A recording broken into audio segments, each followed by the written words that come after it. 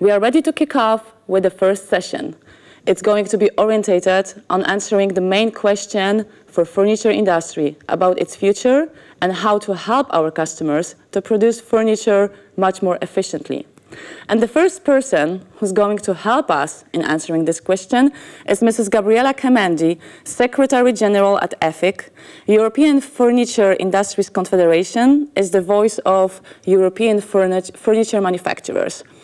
It was founded in 2006, and since that time, in the meantime, is representing 70% of all of the industry turnover in Europe. Welcome, Gabriela. Thank you very much, Eva, and thank you for the invitation. How are you today? Very good, thank you. The sun is shining in Brussels, so it's a very nice day and also a very good forecast for the weekend. So looking forward. How about yourself? Thank you very much. We are fortunately not in rainy Netherlands today, so I can share your comment about the weather, which is great. We are looking forward to your presentation. I'm pretty sure that it will be very insightful and very interesting. So let's get started. Thank you very much. And as I said, thank you very much for involving EFIC and for extending this invitation to our confederation. Also, thank you to SABA for organizing this event, which is very timely when we have a look at the sustainability agenda of the EU, as you all know. So I've been asked to speak about the views of the furniture industries on circularity. But before we move to that, I would just like to give you some insights into our confederation. So as Eva said, we were founded in 2006, and now we represent over 70% of the total turnover of the furniture industries in Europe. There is, of course, potential for us to grow, and we're working on it, but we're already representing the majority of the industry. We have national federations as main members from EU, EEA, and other European countries, and also 2 associated members, 1 company and 1 cluster.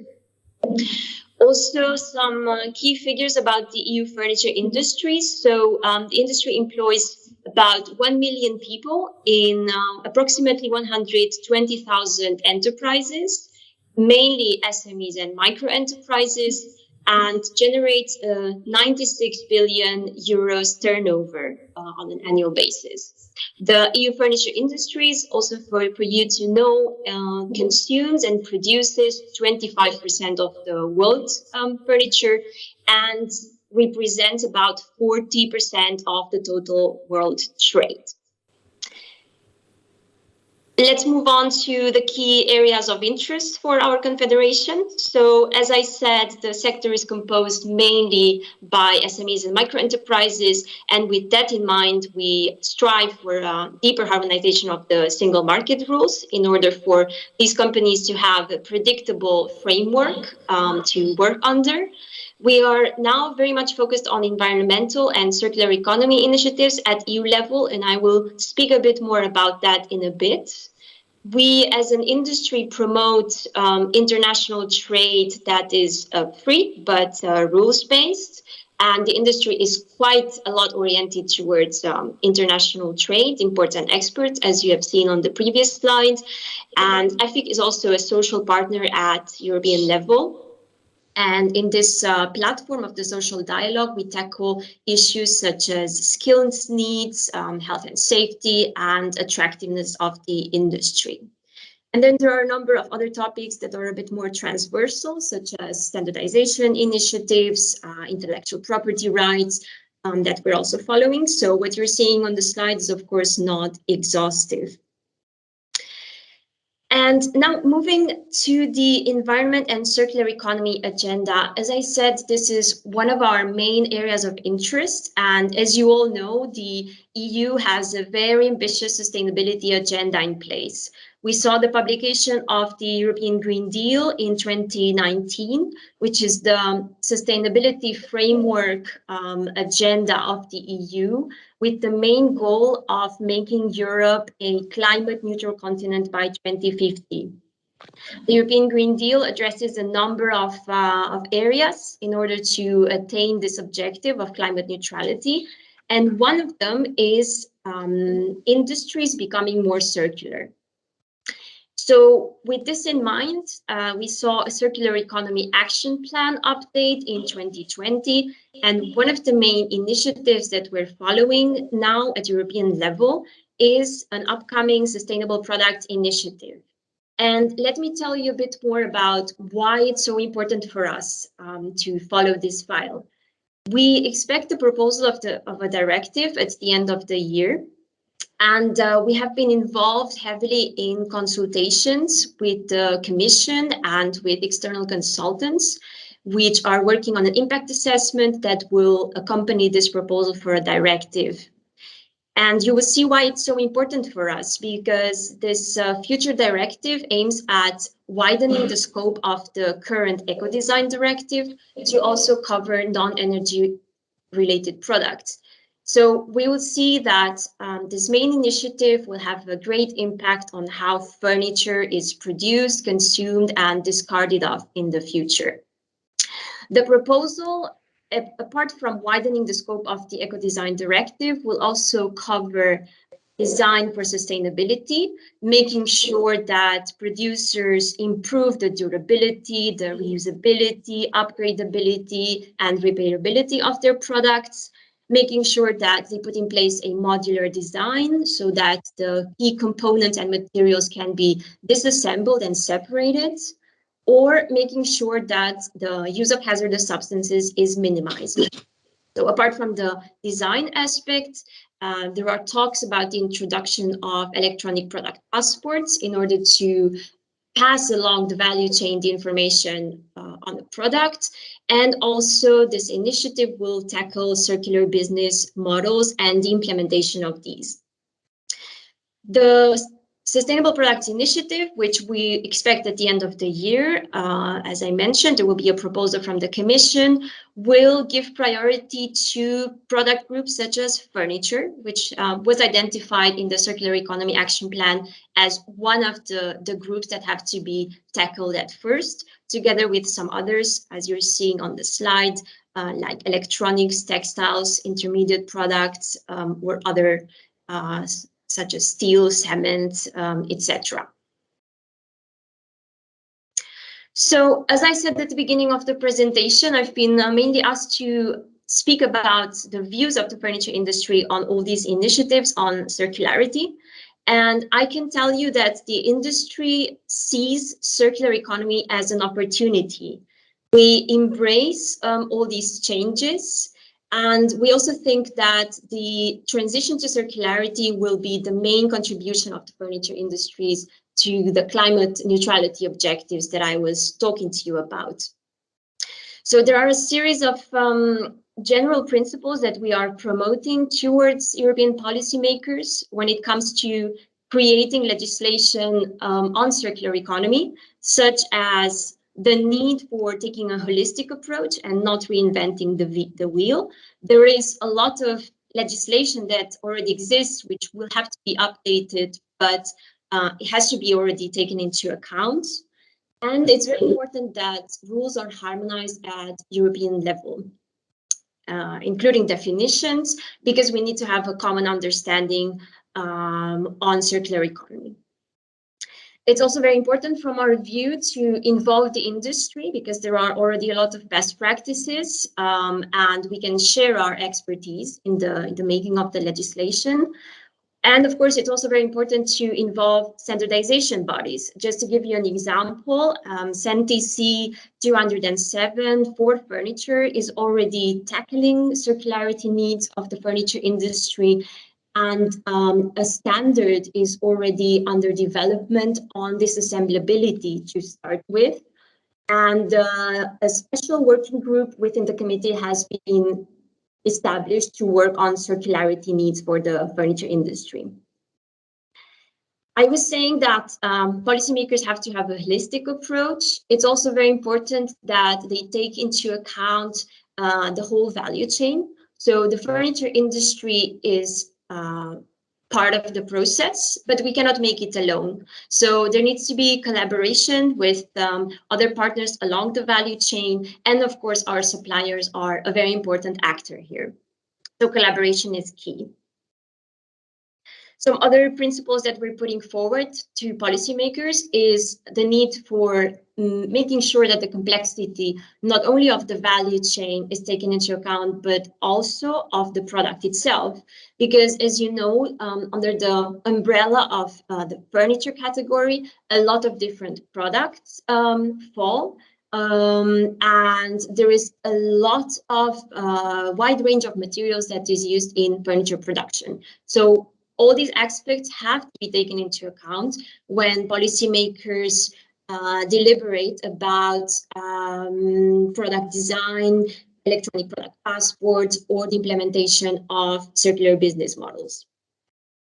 Then it's also very important to grant flexibility to the industry to transition to the circular economy, to incentivize circular products. So we have to have consumers and public buyers on our side in this transition.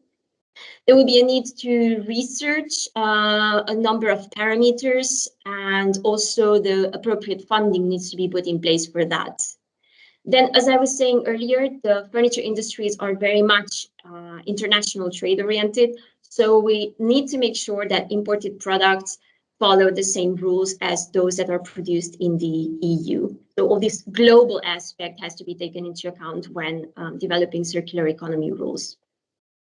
And last but not least, we need to address the skills needs that that will most probably change with the transition to the circular economy, and also to reap the benefits of digitalization. And one of the examples is the introduction of electronic product passports, which we see as a positive development, of course, with a number of recommendations on how they should look like, but it can bring positive aspects to the circular economy.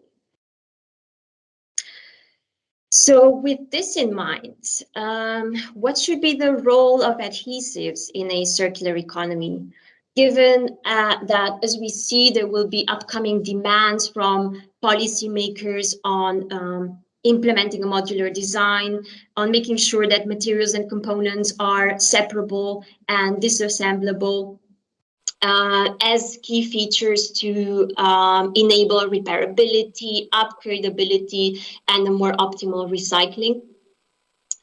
It's of course a very interesting question, and if we think of the role of adhesives in a circular economy, there are some positive and some negative aspects as it stands today. Under the positive aspects, we can list a couple at least. So adhesives enable resource efficiency in the sense that you can take raw materials or scrap materials and glue them together to create something with a higher value. For example, wood chips can be glued together to create chipboards, and otherwise these wood chips would be burnt. So the resource efficiency is one aspect. And then, of course, the climate and carbon dioxide emissions are reduced when certain materials are replaced. To give you an example, laminated wooden beams, for example, can replace the use of metal or concrete. So to tackle also perhaps a couple of cons, there is, of course, a challenge to separate materials and to meet upcoming policy demands for modular design and separability, which will have a very important role in the future, as we've seen. So that's one of the issues to address. And of course, recycling composite materials, and this aspect will most probably be touched upon by the other speakers of today's event. So as we see, there are a lot of open questions. We need innovation from our suppliers. And as I've said before, it's very important that we all collaborate in order to ensure that this transition to a circular economy runs smoothly. I can tell you that some furniture manufacturers have found solutions without the use of glue. For example, by tightening a textile on the padding material. But of course, we will need further solutions in the future for combining the padding material with the textiles in order to comply with the upcoming policy demands. And then a series of questions arise, such as, is it at all possible to glue textiles to padding materials and still fulfill these demands on separability? And is, from a technical point of view, the use of such a glue possible? Another question that arises is whether suppliers can provide waterborne solutions with the same quality as solvent-borne. If we see that addressing the use of certain substances becomes more and more important at European level, both under initiatives such as the Sustainable Products Directive or taxonomy. And then a last question that arises is, what about the availability and performance of bio-based adhesives? So as you see, there are a lot of open questions. We need collaboration with suppliers. And as I've also said at the beginning, we are in a transition, meaning that we don't have the solutions for everything at the moment, and these will come in the future. But let us keep the dialogue open and collaborate where we see the need for this transition to be a reality. So this was all from my side. Thank you very much. It was a very interesting presentation, Gabriela, and if you will let me to ask you two questions which has arisen during listening to it and watching it, that would be great. The first one is, you shared with us a lot of information about challenges which in general furniture industry has got ahead. What kind of main challenge or main threat in this road to circular economy in the furniture industry you would determine? Like the one main. I believe there will be several challenges on the way, of course, because as I was saying, there is a transition that we need to move on with. Some of the main challenges will be the availability of materials that will help us in the transition to circularity, and then of course also other components that we need, such as glues, that can help us to,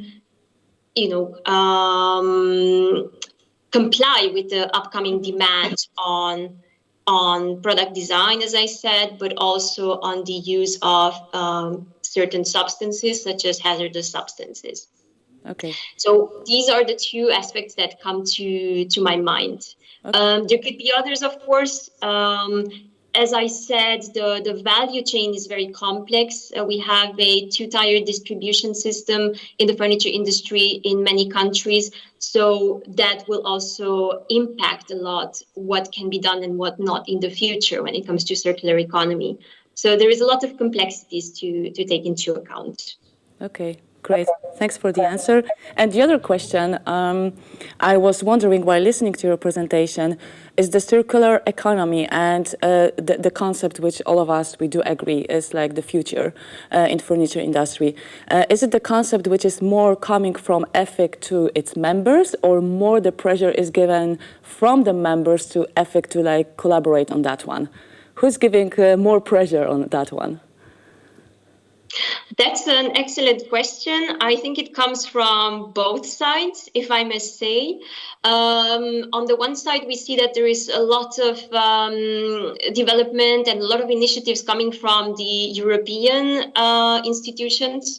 Therefore, we inform members so that they are, abreast with all the changes that will come in the future and that will affect the industry, so that they can adapt in time.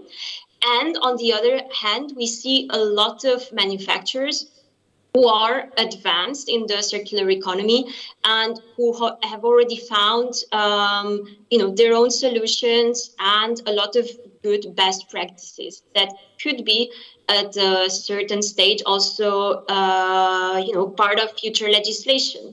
So that has to be used somehow, the know-how and the knowledge that part of the industry has already developed. So I would say it comes from both sides. Okay. We're complementing each other. Okay, great.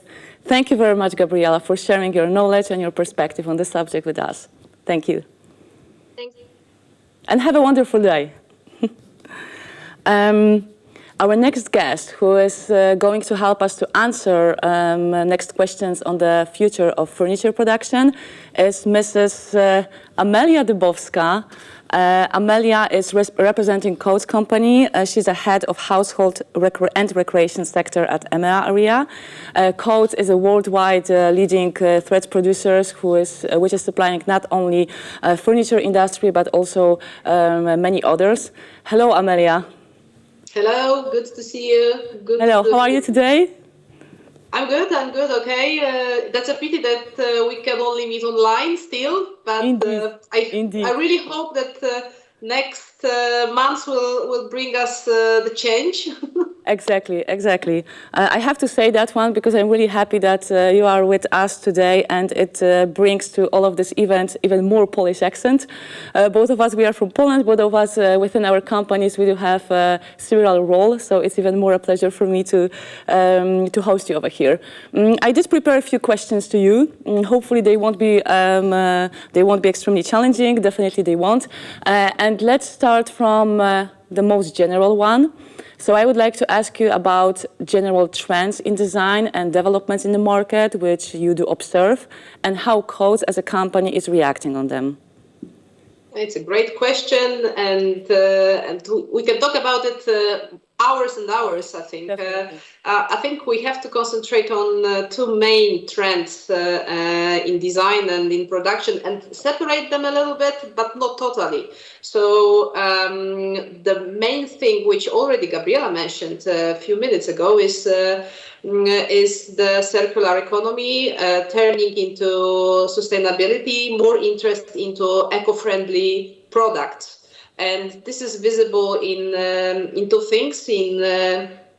For example, in interest in natural materials like linen, like hemp, like bamboo. And these are products that can be implemented in the production and be used in the production. And the second trend is to use the more recycled polyester products. Be ready to recycle products after the life cycle of the good. Of course, we can, as Coats, I'm happy to say that we are ready to present to the producers on the market all of the solutions that I mentioned a few seconds ago. We've got threads from linen, bamboo, we've got recycled polyester range, because our eco journey started like 3 years ago, in fact, when we put our eco strategy, sustainable strategy in place, and started to develop all the products that we can offer to the producers acting on the market. So right now we are able to deliver full range of recycled polyester threads, and our strategy is to switch into all our premium products into recycled polyester until 2024. So not much time to that moment. So this is one trend. The second trend, which I can also share, is also color being introduced into our homes. It's not only natural brownish, grayish shades which are in our houses in design, but we can see that the color is very, very, very popular right now and in fashion. Mixing colors, mixing designs, mixing prints, all that is visible in furniture industry right now. And of course, this is also something that we can support easily with our wide range of colors, or even special colors adjusted to the fabric of the producers. Or I don't know, if a customer would like to have furniture in the color of the eyes of the wife or whatever, we can make such a color as well on demand. And thanks to our global presence, it's possible also to share the development and produce the same color in every region of the world. So these would be the main things I would say are happening in design right now. Okay, so before moving to the next serious question, share with us what is the most common color right now ordered by customers? I think green will be the shade of 2022, because right now we are already starting the production for 2022. But last 2 years, I would say we had a lot of blues. A lot of blue sofas and furniture done. And still a huge part is browns, grayish like a traditional shades ones. and variations. Yeah. Okay, good to know. We were talking about trends and developments in general, and what about production process? I mean, every industry has got specific production-related challenges. What kind of those challenges codes does have right now, and how you are preparing yourself for making it achievable for customers? Mm-hmm. Yes, it's a challenging time for all the productions, and the transport crisis is not helping a lot.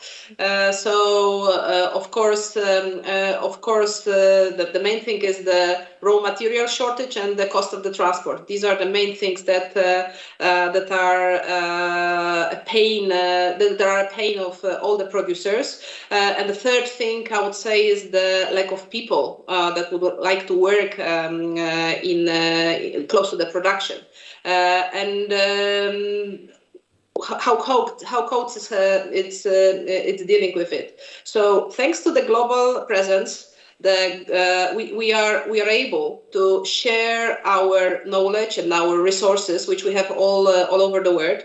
And if even now in the COVID times, when some markets were closed, the others were open, some were totally blocked, we were able to share our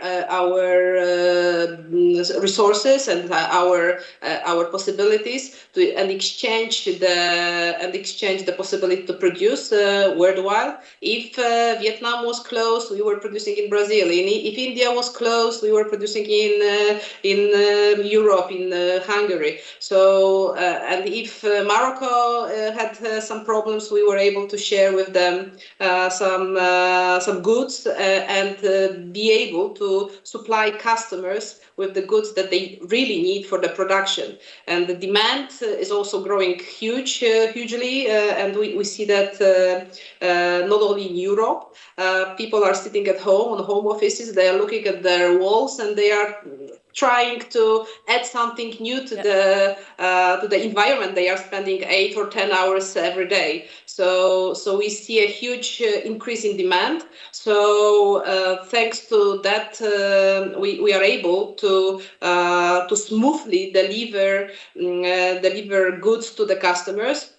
Of course, it's not easy, but yeah, it's challenging. But we are here to support. So it's not something that we can. It's something that we can do. And what we can see also, as the demand is growing, there is a huge need for the producers to change the way of thinking, how they just the way of thinking. For many years, furnitures were produced mainly manually, and these processes must be changed right now. There is a need for the digitalization of the process, to put the innovation in place, to automate processes that can be automated. And also, I said that the lack of people that would work that will to work in that business is also we are able to replace people partially, but not totally, with the digitalization or automation of the production. So we did this for Coats already few years ago, and we are still doing. We are still investing in innovation in our factories, and we are trying to minimize the impact of the human force. But this is an ongoing process, so it cannot be just stopped at a certain moment. So it's still happening. one thing I want to say, we were facing a few years ago globalization of the production, and it was just cheaper to produce something in Far East and to get products from there. Now it's not so obvious because of the transport costs, because of the raw materials shortages. Right now we see that the production is coming back to Europe, to more expensive countries, more expensive countries when it comes to production, and also thanks to the fact that we have, for example, 3 factories here in Europe, we are able to supply it smoothly to the customers, the product that they need. So yeah, and we are flexible with our supplies. Okay, thank you very much. Talking about the efficiency, I have to say that you answered in this one question 2 more of the questions which I had on my list. Definitely the shortages of raw materials and the supply chain situation was one of them, and digitalization as well. We can dive into it also a bit if you want to add something to it. One of the most important goals which we as the suppliers of furniture industry are having ahead is to make the production of our customers faster and more efficient. How, in your perspective, all of us suppliers, but also Coats as a specific supplier, can help our customers in achieving this goal? Yeah, a few years ago, we decided not only to produce thread. So there was a creation of the segment in Coats, which is called Coats Digital. And as I said, digitalization and innovation, automatization, it's a process that would touch all the producers that want to grow, that wants to develop, and that wants to produce faster, better, and much cost effective.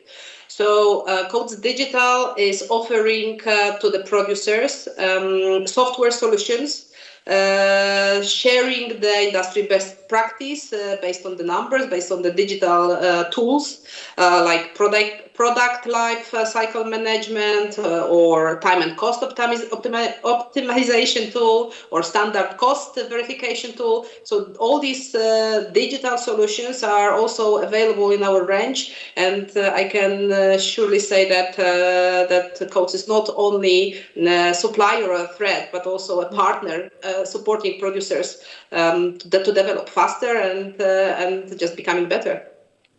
That was a great summary. Great summary. And it's something which, again, has got a lot of in common with SABA, because we also like to say that we are not an adhesive supplier. We are, in fact, partner in making the foam bonding process much more better for the customer. Thank you very much, Amelia, and thank you very much, Gabriela. You gave us your knowledge and your perspective to furniture industry. Thank you for sharing that. That was it for the first session, orientated on the furniture market, and we are ready to start up with the second one.